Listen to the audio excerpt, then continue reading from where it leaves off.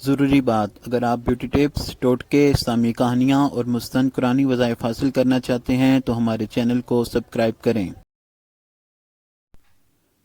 پستے کے گھی میں بنا فالودہ۔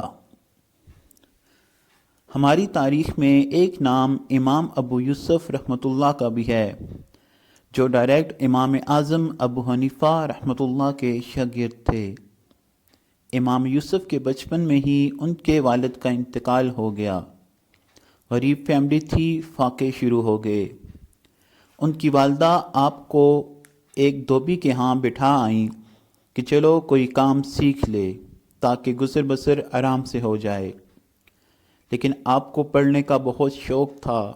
جب آپ دھوبی کے پاس جا رہے ہوتے تو راستے میں امام اعظم ابو حنیفہ کا مدرسہ بھی آتا تھا، جہاں امام اعظم بیٹھ کر پڑھایا کرتے تھے۔ چنانچہ آپ نے دھوبی کے پاس جانے کی بجائے امام اعظم کے پاس جانا شروع کر دیا۔ جب آپ کی اماں کو پتہ چلا تو اس نے آپ کو گھر سے نکلنے پر پابندی لگا دی۔ کچھ دن آپ گھر سے باہر نہ نکلے، لیکن آپ ایک دن کسی نہ کسی طرح گھر سے نکلنے میں کامیاب ہو گئے۔ آپ سیدھا امام اعظم کے پاس گئے۔ امام اعظم نے جب آپ کو دیکھا تو آپ سے پوچھا، کتنے دن کہاں تھے؟ آپ نے سارا ماجرا کہہ سنایا۔ امام اعظم نے آپ سے کہا کہ ابھی یہاں بیٹھ کر علم حاصل کرو اور شام کو واپس جاتے ہوئے یہ 100 دینار کی تھیلی لیتے جانا، اور جب یہ تھیلی ختم ہو جائے تب اور لے لینا۔ چنانچہ آپ ایسا ہی کرنے لگے، پورا دن وہاں بیٹھ کر علم حاصل کرتے اور شام کو دینار گھر لے جاتے۔ آپ کی ماں کو جب پتہ چلا تو وہ امام اعظم کے پاس آئی اور کہا کہ حضرت، آپ کب تک ایسے پیسے دیں گے؟ میرے بچے کو کوئی نہ کوئی تو ہنر آنا چاہیے، ورنہ بعد میں یہ کس کا محتاج ہوگا؟ امام اعظم نے فرمایا، یہ تو پستے کے گھی میں بنا فالودہ کھانا سیکھ رہا ہے۔ والدہ صاحبہ چپ چاپ وہاں چلی گئیں۔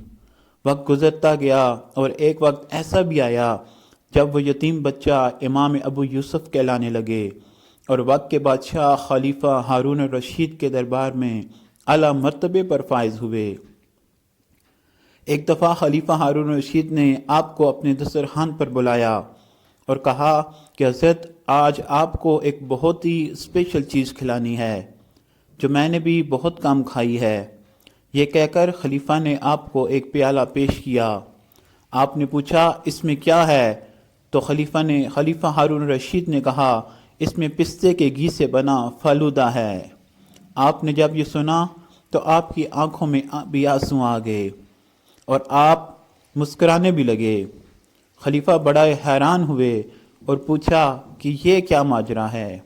آپ نے انہیں سارا قصہ کہہ سنایا۔